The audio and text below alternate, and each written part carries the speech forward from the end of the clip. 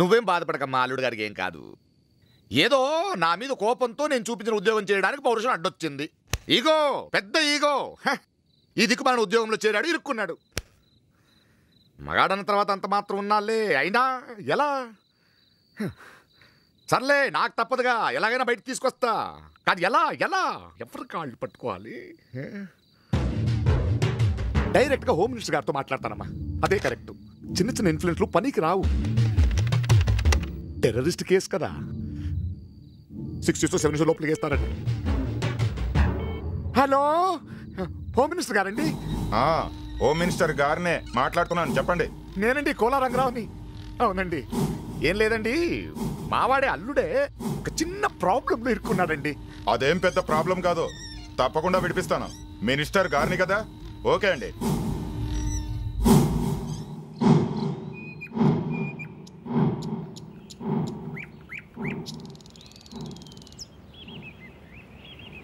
మా నాన్న ఉద్యోగం చూసారంటే పగలబడి నవ్వాం.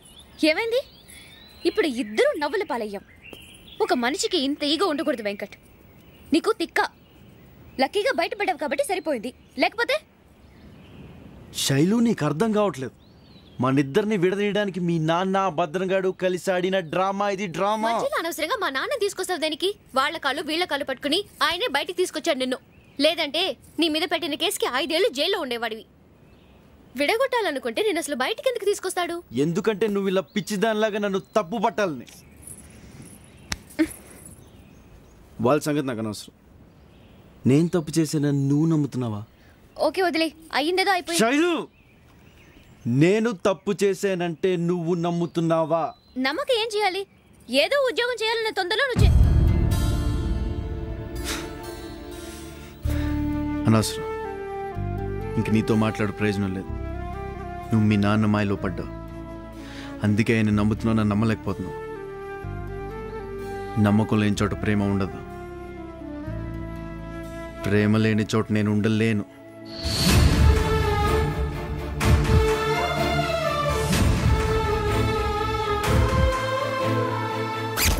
మరీ ఇంత చిన్న విషయానికి నువ్వు ఊరు వదిలిపెట్టేసి వైజాగ్ బాబాయ్ దగ్గరకు వెళ్ళడం ఏంటో నాకు అర్థం కావడం లేదు.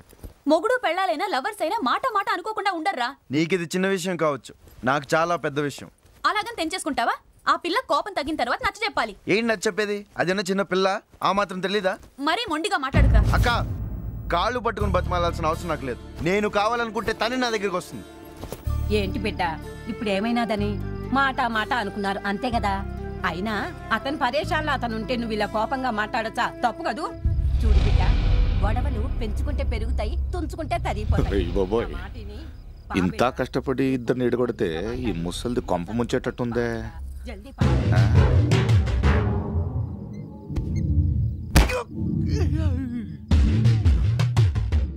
ఇంకా ఆలోచిస్తావేటి బిడ్డ?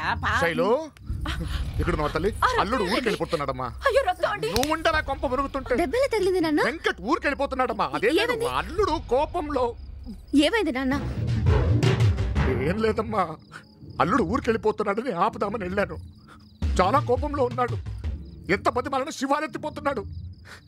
సరే, ఆఖరికి ఆడపిల్ల తండ్రిని కదా అని అన్ని చంపుకుని కాళ్ళ మీద పడ్డాను. ముసలాడని కూడా చూడకుండా కాళ్ళతో తనితే గాడ తగిలి పగిలిపోయిందమ్మా.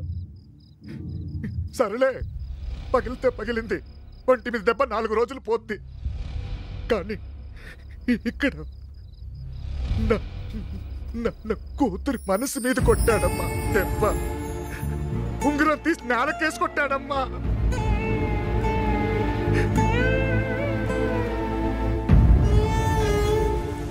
ఈ వర్షం మీద ఒట్టేసి మరీ చెప్తున్నాను, నా మనసులో నేను నా వేలికి ఉంగరాన్ని ఎప్పటికీ ఇలాగే ఉంచుకుంటాను. నువ్వు నాకు మాట ఇవ్వాలి.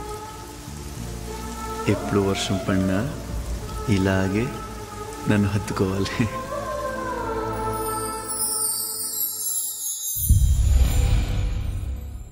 సర్లే, వాడు మగమహారాజు, మనకు తప్పదు కదమ్మా. ఇదిగో బంగారం, నువ్వు వెళ్ళి వాళ్ళక్క కాళ్ళ మీద పడి. అక్కర్లేదు. అలా కాదు. అక్కర్లేదన్నాను కదా. వద్దనుకుని వెళ్ళిపోయే వాళ్ళ కాళ్ళు పట్టుకుని బతిమాలే అవసరం నాకు లేదు. నేను కావాలనుకుంటే అతనే వస్తాడు. పోయేవాడు పోతూ పోతూ ఆ భద్రనగాడితో సున్నం పెట్టుకున్నాడు. ఆ భద్రగాడేమో ఆ కోపాన్ని నా మీద నా కూతురు మీద తీసుకుంటున్నాడు. నేను ఎప్పుడో తీసుకున్న అప్పు ఇప్పటికిప్పుడు తీర్చాలంట, లేకపోతే నా కూతురు ఆడికిచ్చి పెళ్లి చేయాలంట.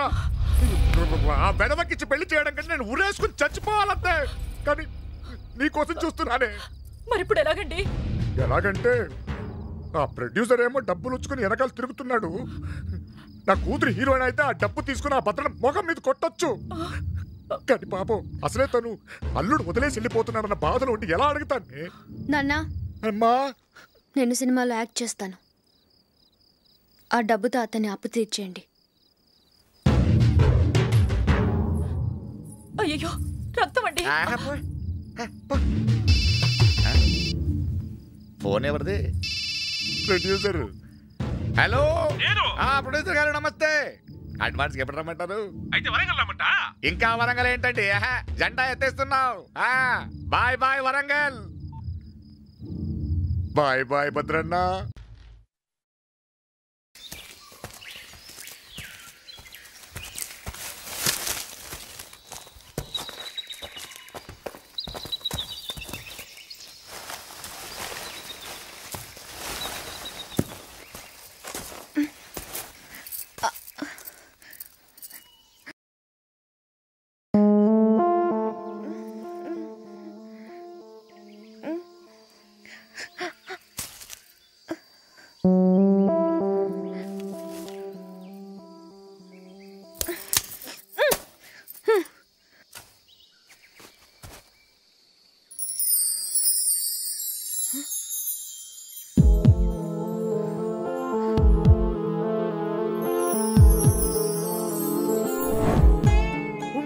నేలకేసి కొట్టాడమ్మా.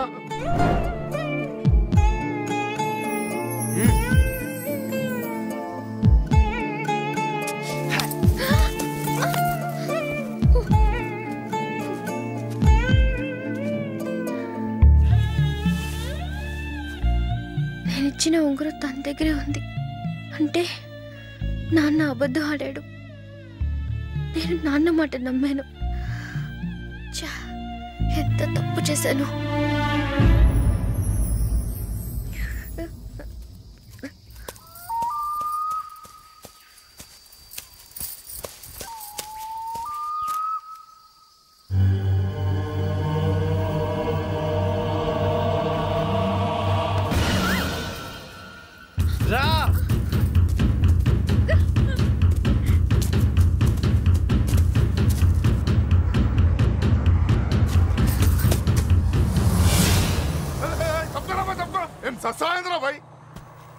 ఏంది పోయింది? లిఫ్ట్ కావాలి. లిఫ్ట్ లో మెట్లు. ఇది పెళ్లి బస్సు, రూట్ బస్సు అనుకున్నా. ఎవరిని పడతాను ఎక్కించుకోనికే? అన్నా నీ బస్సు అన్నా. దా ఎక్కన్నా దా.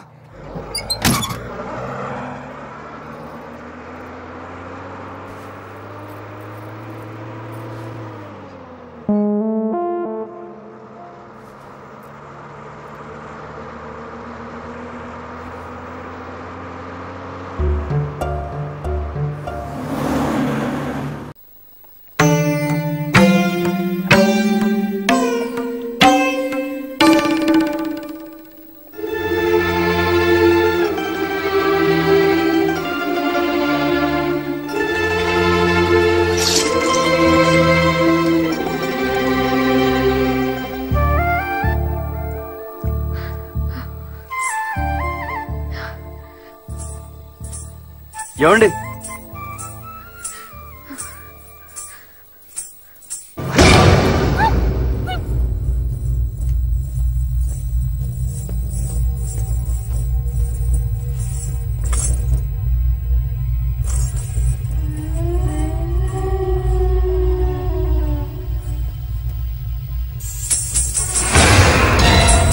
Ah!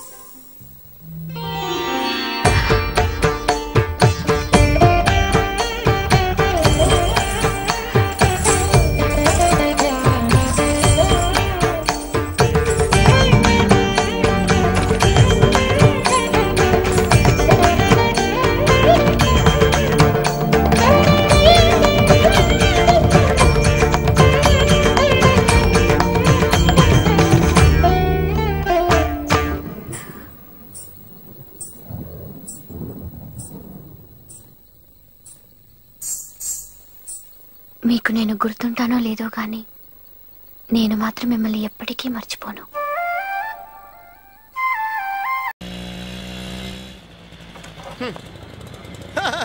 హాయ్, బాగున్నారా? రాత్రి నాకు భలే కల వచ్చిందండి. మన ఇద్దరికి పెళ్లి అయిపోయిందంట. తమాషాగా ఉంది. నాకు కూడా అదే కల వచ్చింది. కాకపోతే శోభన మాత్రం సల్మాన్ అంత జరిగింది. నాకు ఈ జన్మలో పెళ్లి వదలండి. నే కాదంటే ఏమైంది? సిటీలో ఎంతమంది అమ్మాయిలు ఉన్నారుగా. నీలాంటి బిలో యావరేజ్ ఫేస్ గా నా ఫేస్ నచ్చలేదంటే ఇంకెవరికి మాత్రం నచ్చింది?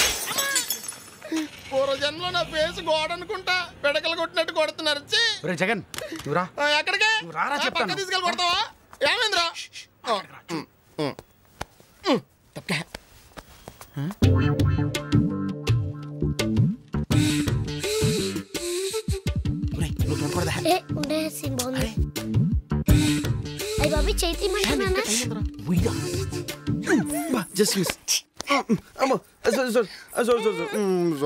నాకు తెలుసు నీ కోతి బుద్ధి, అందుకే బయట కూర్చుందాం అన్నాను. నేను బయటకు పోతాను. ఒక నిమిషం, కార్డ్ సెలెక్ట్ చేయాలి కదా. అది బయట కూర్చుని కూడా చేయొచ్చు. ఇంకేం చేయనే బాబు, కూర్చో. ఈ మగాళ్ళు నేను నమ్మకూడదు. ఈ కార్డ్ బాగుందా చూడు. ఇది బాగుంది కదా.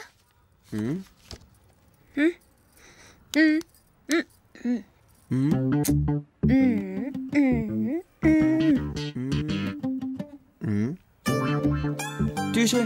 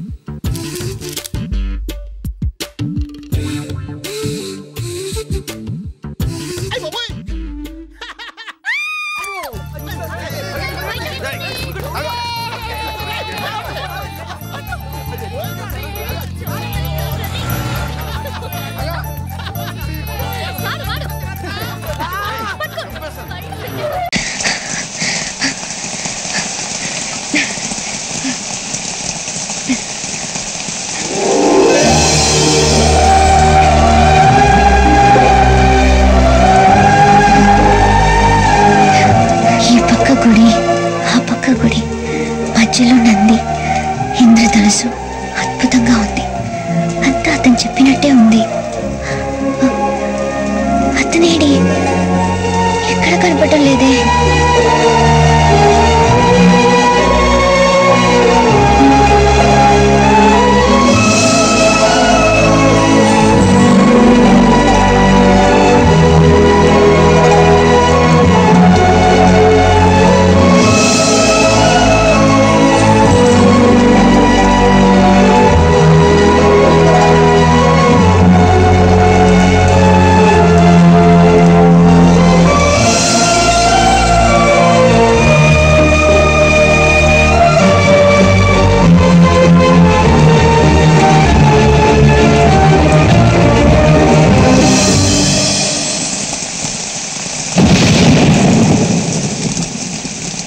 అయ్యో, ఏ వర్షం, నువ్వు ఇక్కడే కురుస్తున్నావా?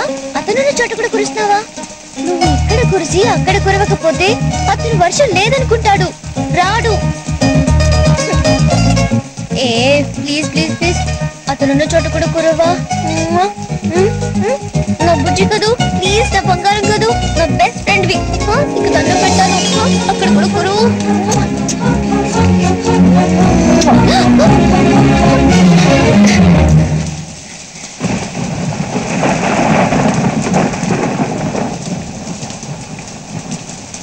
ఎప్పటికైనా నమ్ముతారా వర్షం మన ఇద్దరిని కలుపుతుందని? నేను నమ్మాను, మీరే ఇంకా పూర్తిగా నమ్మినట్లేరు. అదేంటి? ఇంత దగ్గరగా వచ్చి అంత దూరంలోనే ఆగిపోయారుగా. నాకు నువ్వు చేసింది నచ్చలేదు. ఏంటా పిచ్చి పనులు? రాకెట్ల మీద ప్రేమ లెక్కలు రాయడం ఏంటి? జవాబు రాలేదని రాళ్ళు చుట్టూ కూర్చోవడం ఏంటి?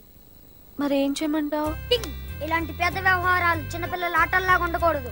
తిన్నగా వెళ్ళేలా మొహం పట్టుకొని అడిగే నా సంగతి ఏంటా అని. అంతేనంటావా? అంతే.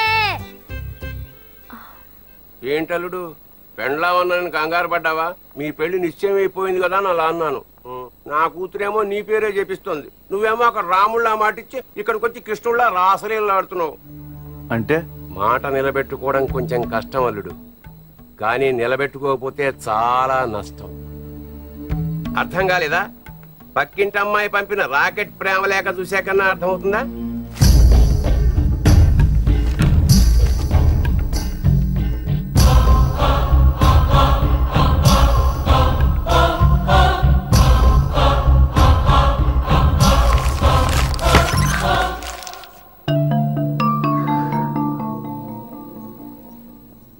నేను మళ్ళీ వస్తాను. ఆగో ఇట్రా. ఈయన మా మామయ్య. నమస్తే అండి. మీరంటున్న పక్కింటి అమ్మాయి.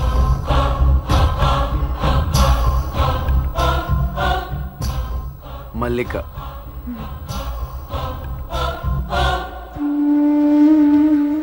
నాకు కాబోయే భార్య.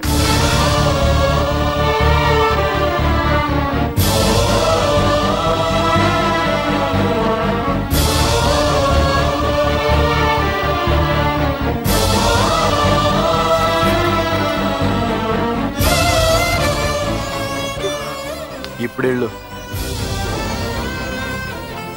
వెళ్ళు.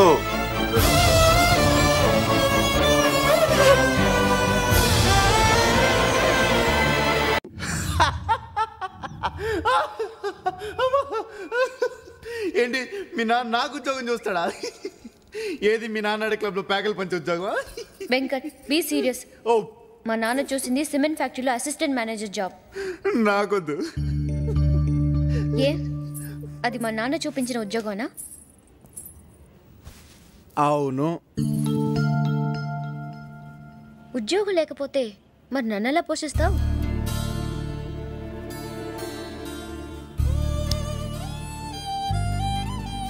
ఎవరైనా ఈ మాట అనొచ్చు కానీ నువ్వు మాత్రం అనకూడదు. వర్షం మన ఇద్దరిని కలిపిందంటే నమ్మి నువ్వు నేను పోషించగలను అని నమ్మలేకపోతున్నావు కదా? అవును, మరెలా పోషిస్తా? బ్యాంక్ కన్ను వేస్తాను, దొంగతనం చేస్తాను, దోపిడీ చేస్తాను. నన్ను నమ్మి వచ్చిన అమ్మాయి కోసం ఏదో చేసి పోషిస్తాను. అర్థం చేసుకోవే. నీకు ఉద్యోగమే కదా కావాలి? 24 గంటలు ఉద్యోగం సంపాదించి మీ ఇంటికి వస్తాను. ఓకే?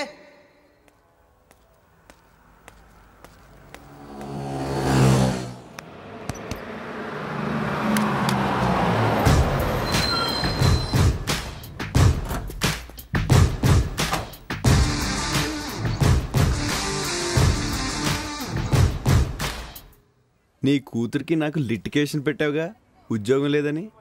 సంపాదించా. డ్రైవరా? 25 లారీలకి సూపర్వైజర్, శక్తి ట్రాన్స్పోర్ట్ కంపెనీ. 10,000 జీతం సరిపోద్దా నీ కూతుర్ని పోషించడానికి? నా చేయి తిరిగితే నేను ఒకే ఒక్క రోజులో సంపాదిస్తా బోడి 10,000. చూసావా ఆ రోజు ఆ మాట అన్నానా? ఉద్యోగం సంపాదించాడు రెచ్చిపోయి. నాకు తెలుసయ్యా నువ్వు సమర్థుడు అని.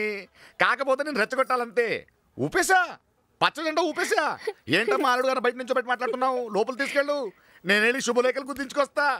కానీ నా బండి స్టార్ట్ అవ్వట్లేదు. నీ లారీలో డ్రాప్ చేయిస్తావా? నువ్వు డ్రైవర్వి కాదు కదా. వద్దులే, నేనే వెళ్తా.